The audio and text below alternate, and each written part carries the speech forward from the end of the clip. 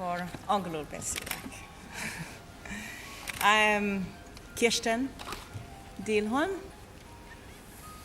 I am Rendező from this performance from Warhammer, and I am artistic director of Danish company Hotel Pro Forma. I don't know if you know anything about Hotel Pro Forma. A few of you know. I'll just say very short about it. We're based in Copenhagen. We exist since 1985.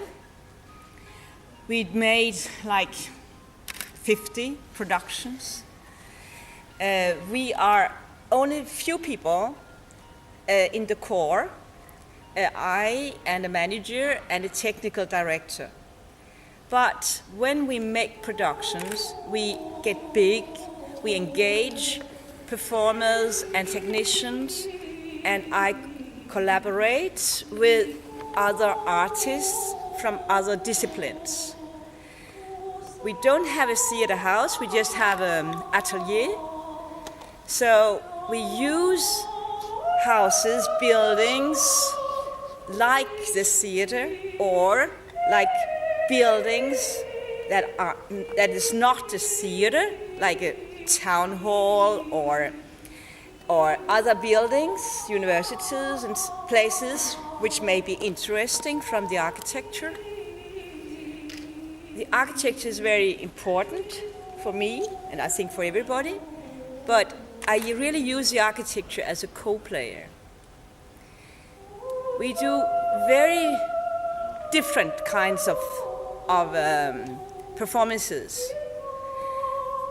We can have 700 people during 1 week or one person during 20 minutes. But the most normal kind of performance is a performance with 10 to 15 performers and duration of 1 hour 20. And today, you will see 1 hour 20 with 12 singers. I do use I make a lot of performances with music, but also sometimes with text for actors, and sometimes no text. What we really do is something between exhibition and performance. I myself, I'm a visual artist, I'm not trained in theater, and I used to say I hate theater. I don't really know now because it's a challenge. How can you make good theater where you are not being bored and start to sleep? But this is what I'm trying to do. And I really like to make something which is a living picture. So I depart from the visuals, from the picture side. We have been here 2 years ago in this house performing a piece called Operation Orfeo with a big staircase. Anybody seen it? Oh, man, wow, very good. I hope you liked it. Operation Orfeo was also, it was created for the big stage, and it was a piece, the first piece we made for the theater. That was in 1993. And since then, I've made more pieces for the stage. And with Operation Orfeo, I started to collaborate with the Latvian radio choir in 2007. It was a new choir which I used for this performance, which already existed. And with them, we traveled in Europe and made 30 performances with Operation Orfeo. So when you have seen it, it's the same, the singers come from the same choir. Some of them are the same singers, and they are very, very good singers. So 3 years ago, the director from the choir in Riga asked if we could do something new, made specifically for the choir. And this is now War Sum Up. The title or the subject of war, it came because we have a war in Afghanistan. Denmark is in war. And this is the first time I have experienced a war so close. We have dead soldiers coming back, and it never happened before since the Second World War. So I thought war is a good subject.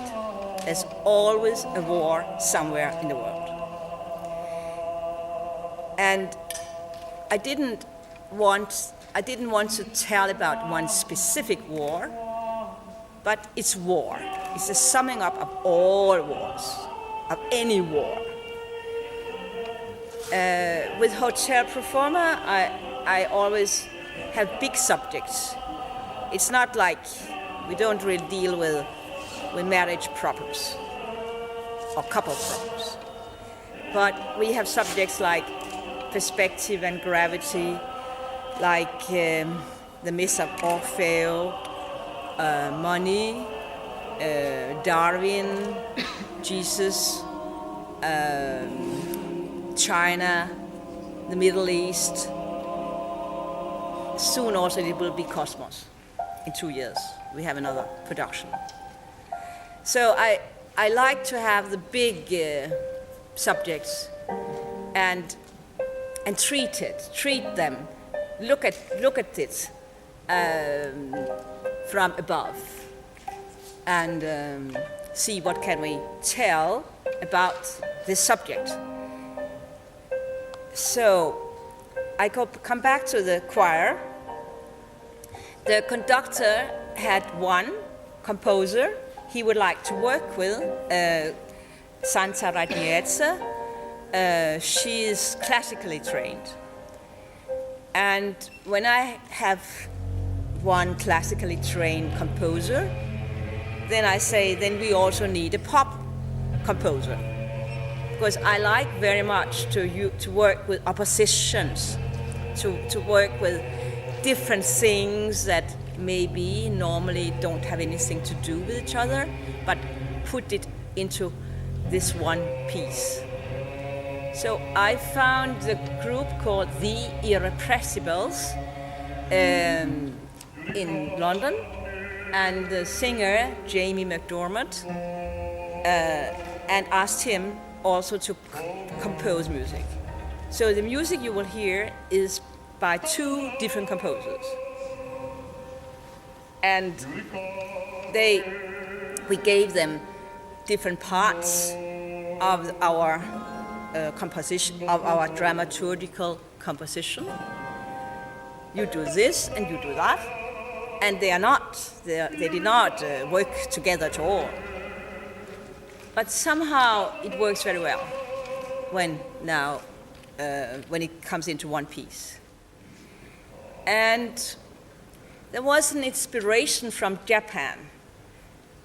We had discussed something about Japan culture, and when you say Japan, immediately I think of manga. You know the cartoons, the manga cartoons. It's a very big notion in Japan. So I started thinking of how to use this manga universe, which is very violent and simple in one way, and also very artistic. And then I found, by accident, some books in a bookstore in Paris, how to draw manga. So books just with simple drawings, where you can learn to draw the eye and the ear and the nose and the foot and the body, and I really like these the drawings, these books, because they are so simple. And with these simple drawings, I can tell the story about man who becomes a machine, a war machine. So we got a lot of these drawings and used them for the projection in the piece. You will see. When I think of war, I think of something which is simple and complex at the same time, as life, as art, as anything. And for that, I think these manga drawings would be very good to tell the story. But also, we wanted to present a few characters to have the main role, you can say. That's not a plot. That's not a real story. But there are some characters who give associations. And it is the soldier, of course, but it's a modern soldier. And the modern soldier suffers from PTSD, post-traumatic stress disorder. He dies in an explosion, and they make a monument out of him. Fighter who goes into the battle because of religious or ideologic reasons. He's also killed. But in Japan and many places, they believe if you're killed or if you die unnaturally, you become a ghost, a specter. And also there were some fantastic drawings in these books, how to draw a ghost. So I wanted to use that. So he becomes a ghost. And then we have a woman, a lady. She's a spy. But she's more like from the fantasy genre. She is caught, but she is able to free herself because she becomes a superwoman. So she has a fantastic pop song as a superwoman. And you have the civilians, the rest of the choir, they are kind of people, civilians. Also, there is a game master, a lady on the front stage in yellow dress. We started to call her the game master. She starts the piece and she ends the piece. But also, I wanted her to do something on the front stage. So I put all these chairs you can see here. I put them. So she had something to do. So she's cleaning. She's doing the cleaning. And she's knitting. And she's like the normal person, the normal human being who will keep life going on, whatever war there is around her. The singing, the words, the libretto, they sing in Japanese. I hope you will have the subtitles today. There should be subtitles in Hungarian. There should be subtitles also for this performance in Hungarian, because you cannot understand what they're singing. But the words, the libretto is taken from the old No theater, the Japanese No theater.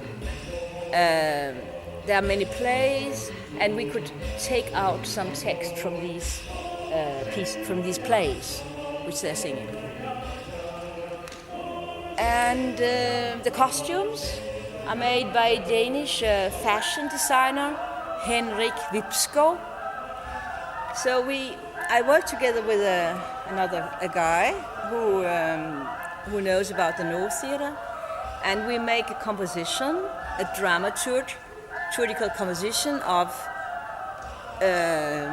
each chapter. You can say the chapter for the soldier, the chapter for the warrior, and so on. And for these chapters, these scenes, we find the drawings that we would like to show. And then we start a long process, you know that, I suppose, when you want to make animation. A long process of drawings and how we can treat them. We were thinking a lot about that we cannot compete, we cannot make competition with the whole video manga animation world. It's very, you need a lot of money for that. And we don't have, and also we didn't want to do that. So the assignment was to make it simple, but still work. You could say still give it many layers. So for that we work with 2 screens. Here, this is what normally you wouldn't see, because normally your audience will come here and there will be the curtain, you know. So this is exception. So we have the thin front screen, and then we have a scaffolding, just 2 floors, a scaffolding, simple scaffolding where the singers are standing, and behind that we have a big screen again. So we have front and rear projection, and this gives possibility for getting very deep images and getting many layers. And sometimes it seems very flat. Sometimes we go into the depths, so we can jump from 2 and 3D. And I really like this play with the flat and the depths. I like optical illusion. I like to work with perception. So this we do with the 2 projections. Yeah, this kind of project. It is a long process, which is from the beginning of the idea. It's 3 years before we have a premiere. We premiered last year in the opera in Riga. So the year before we had some musical workshops, and so the music is really developed out there, and here we develop the images. So we don't collaborate until rather late, actually. So we create the images, the visual side, without knowing the music for a long time. We know maybe more or less the timing of the pieces, but we don't know what it sounds like until rather late. But I'm used to doing it like that, and I like to do it because I would like to be surprised. So I like that when the elements in the production are developed very carefully in one house and another visual side in another house. But some months before the premiere, I got the music and could attach it with the images, which we worked out in a model, just a small model. And I make a kind of, you would say, choreography or composition where the singers have to be, like a storyboard. So when we come to Riga for 3 weeks rehearsal, which is not very much, which is very little, with the singers, I know where they have to be from my storyboard. We work with students for 4 to 5 days to be standing where I made them stand, and we put light on them so we can see what it looks like. And then when singers are coming, then I know more or less where they have to be. So, because the time with singers is precious, we have to be careful to use the time very carefully. Many things have to come together in the last weeks before premiere. But we were lucky this time that we could rehearse on the big stage in the opera in Riga. which is very seldom you can do that. It's really wonderful when you have occasion to work one-to-one in a real size before premiere.